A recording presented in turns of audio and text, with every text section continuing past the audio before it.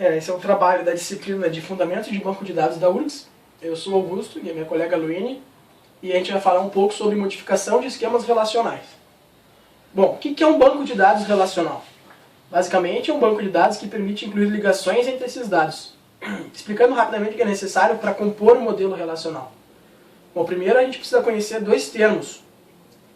O primeiro é entidade e o segundo é atributo. Uma entidade é qualquer coisa que você pode armazenar dados sobre. E atributos são as coisas que a gente armazena.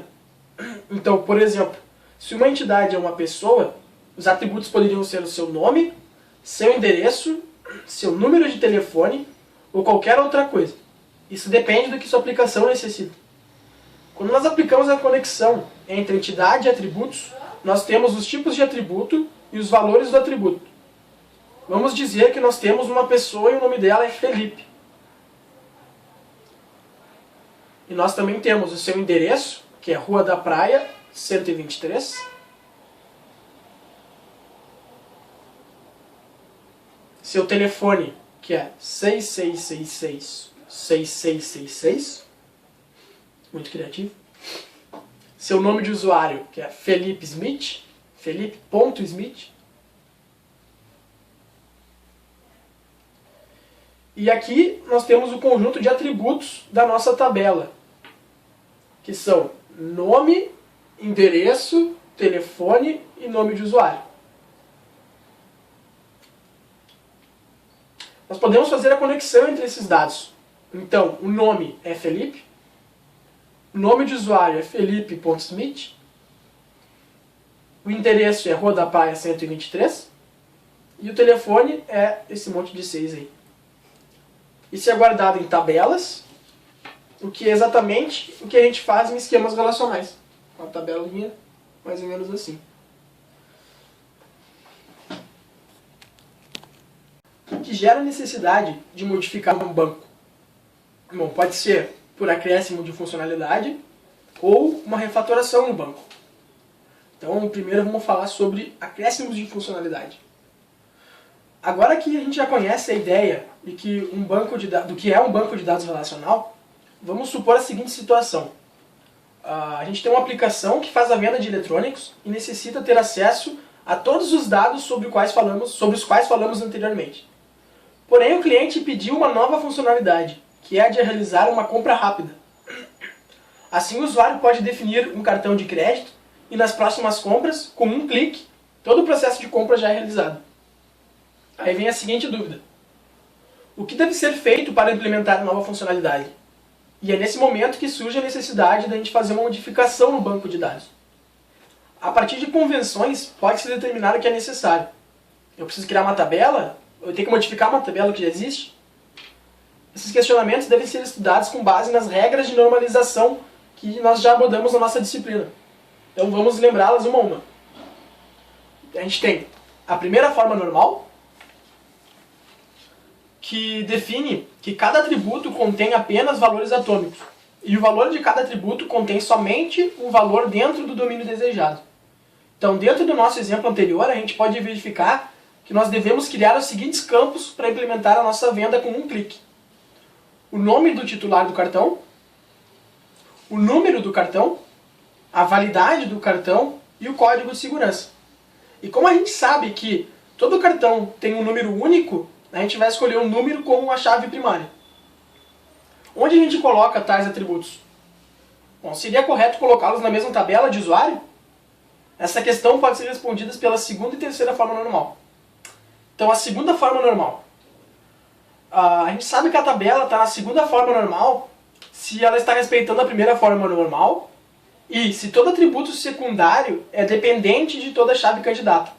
Ou seja, se uma coluna depende de apenas uma parte da chave concatenada, a tabela não estará respeitando a segunda forma normal. A terceira forma normal. Ela diz que todo atributo não primário da tabela precisa ser dependente da chave primária. Então, não deve haver um atributo primário determinado por outro atributo não primário. Então, nosso objetivo é sempre diminuir a redundância de dados, decompondo as tabelas em outras menores sem perder informações. Então, tendo em vista os conceitos que a gente já viu, a gente pode concluir que deve ser criada uma tabela para os novos dados, na seguinte forma.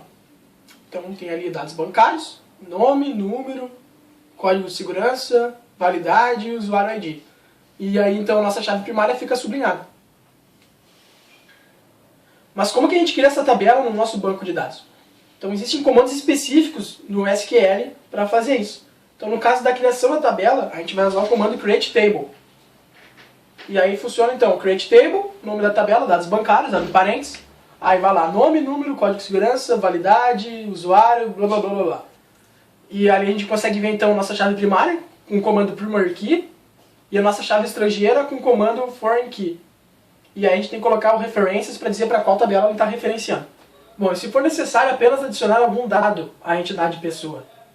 Então vamos supor que a gente deseja incluir a data de nascimento do usuário.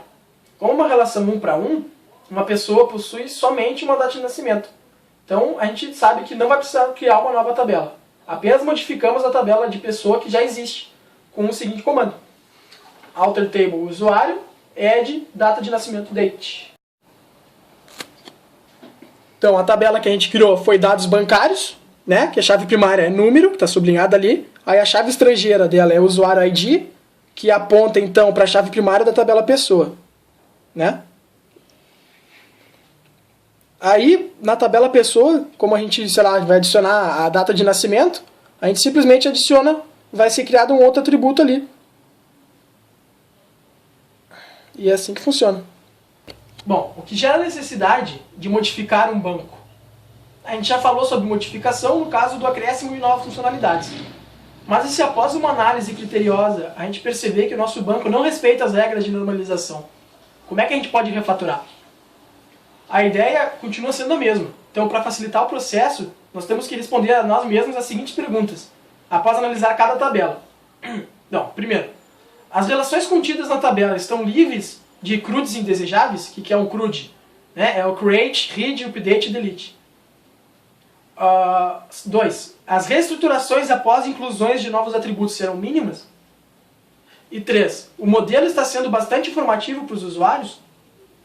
Caso alguma dessas perguntas tenha uma resposta negativa, a gente precisa considerar reformular a sua tabela de acordo com a normalização. Os comandos para criar ou alterar a tabela serão os mesmos mencionados anteriormente, bastando adaptá-los para o seu caso. Então, finalizando o vídeo, vamos falar um pouco sobre algumas conclusões que a gente chegou após a nossa pesquisa pelo conteúdo. Então, primeiro, ainda na fase do projeto, ou em caso de refatoração, veja se o esquema relacional não irá desfavorecer o projeto como um todo. Então pergunte-se o seguinte: nas consultas, existirá necessidade de se realizar um número excessivo de joins ou joins recursivos? A aplicação sofrerá mudanças muito frequentemente? As consultas estão lentas, apesar dos sucessivos tunings, as melhorias, né, no hardware e no software? Ou, para melhorar o desempenho, você terá que utilizar dados pré-computados?